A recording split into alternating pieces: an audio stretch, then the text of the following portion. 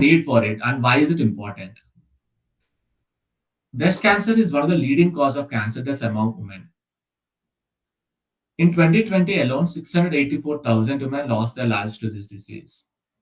If you see in countries like US, the survival rates are as high as 80%. But in India, every alternate woman diagnosed with breast cancer are losing lives. However, it doesn't have to be this case because if you can detect breast cancers in their early stages, it is completely curable. The chance of survival is greater than 95%. But what are the gaps in detecting breast cancers in their early stages? So the common imaging modalities that are typically used in Western world, where we are seeing high survival rates, are X-ray mammography, ultrasound, and MRI. X-ray mammography is the gold standard. But the disadvantage with that is it can work for women with fatty breasts or women above 40 years. It's recommended because it tries to measure the tissue differences. If the surrounding tissue itself is dense, we can't separate what is malignant tissue and what is a dense tissue. So that's why it's not recommended for the dense tissue. And countries like India, 50% of the population whom we are seeing the cancer incidences are under 45 years, where mammography is typically not recommended. And even after 45 years, many Southeast Asian and Asian countries, more than 50 to 60% of women tend to have dense tissue even after 40 to 45 years. So, which again making approximately some around 60 to 70% of population ineligible for X-ray mammography. Apart from this, for countries like India specifically, the equipment cost is high. It requires a dedicated infrastructure. It's not portable, easy. It's not completely portable where we can immediately take and do a rural screening. High expertise is required both for interpretation and imaging, and then it is not privacy aware, which is the main concern in Southeast Asian countries, where the woman has to undress in front of a technician. It can be a male as well. So that is why other challenge why women don't prefer X-ray mammography. Ultrasound is another imaging modality, but it is typically used in conjunct with mammography. And the challenge in specifically India is we can't take this imaging modality for rural screenings because of fetal sex determination law. We can't directly take it. It's used as an adjunct modality. MRI is also an adjunct modality. It has also the disadvantages of mammography, but it works very well for dense breasts. Due to all these implementation challenges, hand examination, clinical breast examination, the hand examination with palpation is the preliminary screening test for breast cancer detection in India as per World Health Organization. So, hand examination is very subjective, and multiple studies showed that it's only 50% sensitive. That is, we will miss 50% of cancers. So, due to which we see majority of them detecting the late stage and then poor survival rates. So that's where we thought of can we come up with a new imaging modality that could help in addressing these challenges. So thermal imaging has been there since 1960s for medical applications. The advantages are that it's of low cost, low infrastructure dependencies. These are very small that you can carry in your backpacks, and as we discussed, it can be attached to mobile phones. It is portable, and we can make the entire privacy. We can make the entire breast cancer screening experience privacy aware. I'll be showing how we can do that.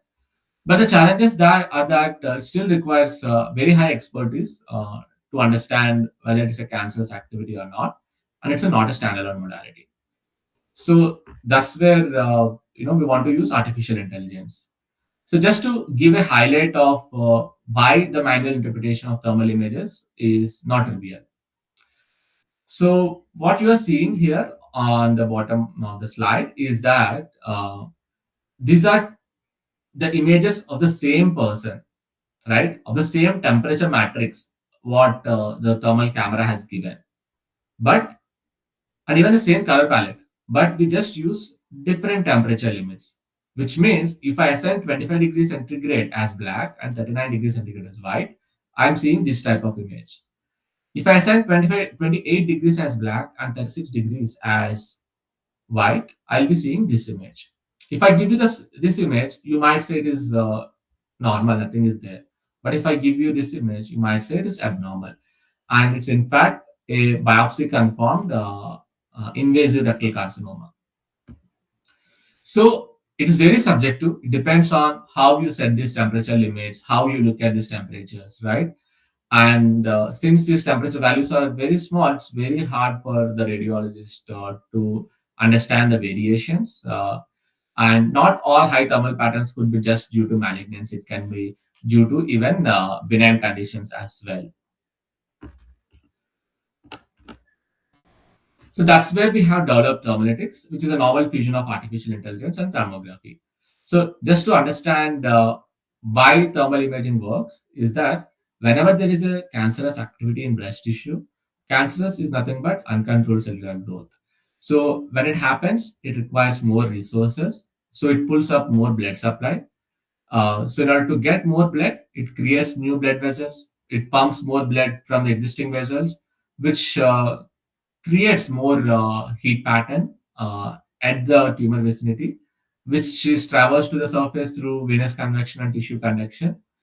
With the thermal sensors that are there, we can measure zero point zero 0.05 degrees centigrade, and with the use of artificial intelligence, we can identify these heat variations and then classify them as benign or malignant. So the advantage of this is it's completely automated, real time, makes it the screening affordable, more accurate. So in short, instead of looking for lumps, which is the typical standard that we are looking at, we are looking for cancerous activities with this AI-based thermal imaging. So the advantages of this AI-based thermal imaging test is that it can detect cancer much before a lump is felt. As you can see, the patient is sitting here, and there's a thermal camera, and there's a cooler to make the person in equilibrium with the surroundings, because they might be wearing tight dress, or they might be wearing they might be coming from a hot environment. Just to let them settle, we have a cooler or an AC or to cool the breast tissue. And then the technician is completely outside. So the woman walks in, sits for some time, and then the technician captures the images from outside. So there is no radiation, because we are just collecting the long wave infrared radiation that's naturally emitted from the body. It works for women of all ages. It is portable. We can take it in a backpack, as we discussed, and then do the screening camps. And it costs like 1/10, 120 at the mammography machines or any other imaging modalities. And finally, it's privacy aware, because no one is seeing the undressed woman. So to summarize the overall patient experience, whenever a patient comes in, the technician explains about the test. We cool the participant for 10 to 12 minutes, so that this extraneous heat that's coming from the dress, tight dress, or because of the outside environment gets removed, and then at the same time there will be thermal equilibrium with the surroundings. We capture 5 images, because one single image we can't capture the entire 180 degrees of the breast region. So we capture 5 images, uploads this, and then the AI software generates a report automatically and send it to doctor for verification. And once it is doctor is verified, it is given to technician, who can download and then give it to the patient. This is the overall experience. But in order to achieve this, it's not a single AI algorithm that we might foresee. There are bunch of AI ML algorithms. So starting with image quality checks, right? As you know, garbage in is garbage out. If the technicians are not capturing the images properly, the algorithm might not give a consistent, accurate results.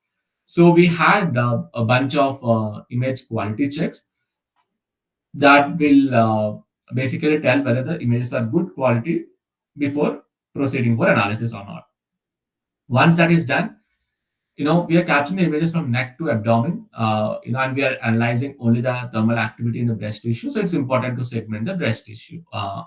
So once we get that, there are other segmentation modules which we'll briefly discuss. So specifically that doctors look for any kind of high thermal activities that are there, focal activities, which we call it as hotspot. Doctors look for any kind of vessel activities that are there. So we automatically identify the vascular structures that are seen. And doctors also look at the thermal pattern around the areolar region. So we also take the high thermal activities around the areolar region. And then for each of these regions, we extract radiomic features, which are some kind of feature descriptors like how many vessels, what is the shape of the tumor, how hot these blood vessels, right, compared to surrounding regions. We extract these kind of radiomic features, and then we have a random forest classifier, which classifies along with the clinical data into grading of 1 to 4, 1 to 5. So just to briefly go into the algorithms, this is a contrast enhancement algorithm because ultimately we want the doctors to use this. So if you capture an image with thermal image, it might look like this, where it's very hard to understand where the abnormality is. So we want to generate more, appealing to the doctor, right? Easily identify the lesion. We do this contrast enhancement so that doctors can sorry. Yeah. The doctor can easily identify the abnormal tissue. So, as we discussed the image quality checks, we briefly do three image quality checks. Because we are capturing five images, many times what happens is the technician labels left image as right and right image as left because the right breast is on the left hand side of the image while capturing. So, because of which, instead of finding malignancy in the left breast, we might tell that the malignancy in the right breast.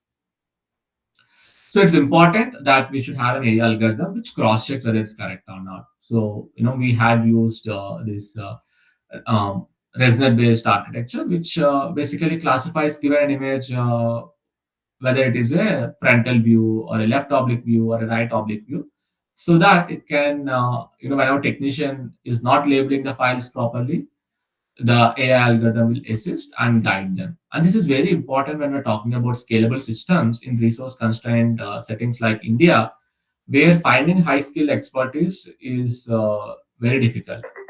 So you need to make the systems more robust. So that's why this kind of view tagging, focus check is another thing. While capturing, the lens might not be set properly because of which the images is not focused, because of which the temperature gets averaged out. So we have a focus check that automatically does. Cooling check is another thing. Again, because we're cooling for 10 to 12 minutes, if they don't cool it properly, we might see a lot of red heat patterns, which might lead to false positives. So we have a cooling check in place, which tells the technician that the patient is ready for capturing the images. So then, as we discussed, we used an encoder-decoder architecture in order to identify where the breast tissue is. And the segmentation is very accurate that when we compared with uh, doctors, though we obtained 92% dice index, what we observed is that the inter-observed dice correlation between doctors itself is around 90 and 92%, which means if I give the same image to two doctors, they would be segmenting differently because there are no hard and strict boundaries here. So, because of the amorphous nature of the breast, one might choose, to go inside of this ring or go outside of the ring as well. So that's why it's difficult to build algorithms in this to get 100%. But what it tells is that the inter-observed correlation itself is 91%, getting 92% or 91% dice index shows the robustness of the segmentation algorithms. And then why radiomics feature, right? So as we discussed, it's not sufficient to say yes or no to a radiologist. The radiologist has to understand why the model is saying yes or no, because they are the ones who are communicating to the patient and they have to be confident. So, in order to make it more interpretable and explainable, radiomics features we have used because they can describe and characterize, why this model is telling something is positive, or what are the features that it is looking at. So this is an automated report that we see. In order to make the entire reporting more explainable to the doctor, we went with how doctors actually interpret the reports, interpret the thermal images. So they look at focal activities and then see if the focal activity is abnormal or not. So to replicate that, we have generated this hotspot score. Doctors look at areolar activities again, and doctor look at vascular activities. So we have an areolar score, vascular score, and ensemble score. That's total score. Now, if the doctor wants to know why this hotspot score, right? That is why I'm seeing this focal abnormality as high or not. So we had explanation with the radiomic features, which you can see in the below, like hotspot shape, temperature. Like typically doctors say that if it is 1.8 degrees centigrade compared to the surrounding region, it could be abnormal. So those kind of radiomic features we are already giving it. So it becomes more easy and quantitative for the radiologist. And the next important step is to validate whatever we develop these AI algorithms. We have to validate in multiple clinical studies. So the technology now has screened more than 250,000 women as of today, and it has been published. The clinical studies has been published in multiple venues, and this is one of the clinical study where we compared the effectiveness of thermalytics, the technology that we developed at Niramai, with the standard imaging. So when we say standard image, with the standard practice, when we say standard practice, it involves the doctors doing mammography, ultrasound, and biopsy. So when we compare with that, what are the results? So the technology has given very high sensitivity of 91% with a specificity of 82%. And when we compare with the gold standard of mammography, you can see that mammography was not applicable for one third of the population because of the dense tissue or for other reasons. But the advantage what we're seeing is that even for asymptomatic women, the thermalytics sensitivity is close to 100%, whereas mammography is 66.7%. But overall, the result shows that it is comparable, and some scenarios it is better than mammography is what we are seeing here. The technology is regulator cleared with Cisco and other countries as well. One of the variant is US FDA cleared as well. These are some of the peer-reviewed publications, which if anyone is interested, can go over it. And if you're interested in any kind of collaboration or anything, please do email me at sivateja@nirama.com. Thank you.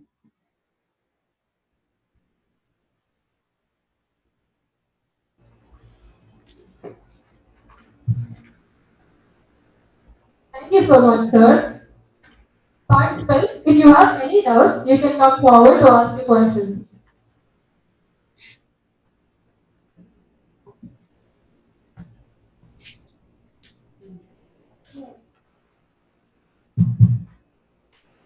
Yeah, I have a doubt. Like, hydrogen, right, sir? Like tumor, normal tumor. How can you differentiate the normal and the cancer cells through the thermal images, sir? Because the tumor also have the high temperature, right? Sorry, can you repeat the question? I can't hear.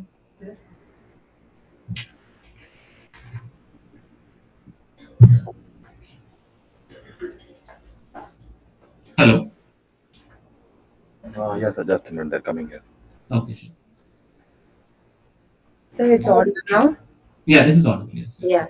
Actually, fibrinoma, right, sir? The normal tumors in the breast. It will also have a high temperature, like a dental breast. It's also have temperature is high, right? So how can you differentiate the normal tumors from the normal tumors and the cancer cells by using a temperature thermal images?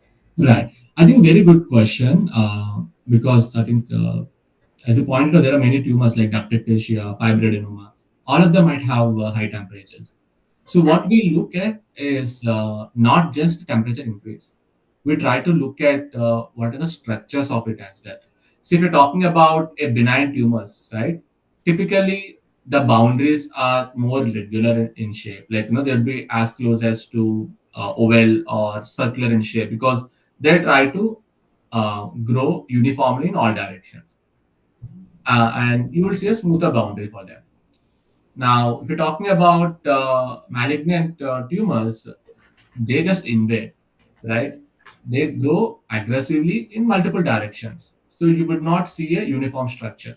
So not just based on temperature we look at the shape, we look at the symmetry, we look at the activities of them, like, how, what is the vascular activity that it is taking, all these parameters. But having said that, some of the benign conditions we might be detecting as uh, malignant because it's not about malignant, it's about triaging the patients, right? Because the goal is to identify people who require some kind of medical attention. Like, even though fibroadenoma and ductectasia are there, it's important that they have to go for some kind of treatment or go for a doctor. We just don't want to discard that you are completely normal, right? So what we positioned is that we don't want to miss any kind of tumors, any kind of malignant tumors. So we want the sensitivity to be as high as possible. Yes, if the sensitivity goes up, gradually specificity comes down. So, but which is completely fine because inflammation or these kind of cases, it's anyway advisable for them to go for a doctor because we are not telling that by with this technique, we're not telling that you directly go and then do the treatment. No, this is the first step of screening. Whoever is positive, you can go for a doctor, like, mammography or ultrasound, depending on what radiologist recommends. Then it can be diagnosed. Thank you. I think very good question about fibroadenoma. Thank you. Thank you, sir. Is there any other doubt? Sir, actually, I have a doubt. Yeah. Uh, so for normal thermal imaging, the gold standard or the benchmark product is FLIR, FLIR. Mm-hmm. If I'm going to use some other product like Fluke or any other manufacturer's product, will it be there any impact in the accuracy or in the data, imaging data? I think very good question. So it depends on how you are training the models, right? So one, you can take the images or you can use the raw temperature values, right? And even when we're using the raw temperature values, what happens is depending on the model you take, not just between FLIR and Fluke, right? Even within FLIR, there are multiple models of thermal cameras. And between each of these camera, the resolution changes, temperature sensitivity changes, the accuracy of the temperature values changes, right? So how you develop algorithms is the crux for all those. How you can make it invariant. So how we have done is that instead of just relying on the color images that we get from any kind of these cameras, right? We rely on raw temperature values. And even with raw temperature values, we know that between the models itself, the temperature variation will be there. So we go with relative increases rather than the actual absolute temperature values. So some of these things, if you could incorporate while training, you would be able to address the invariancy against camera models. Thank you, sir. Thank you. Any questions from the participant? Yeah. We have one more.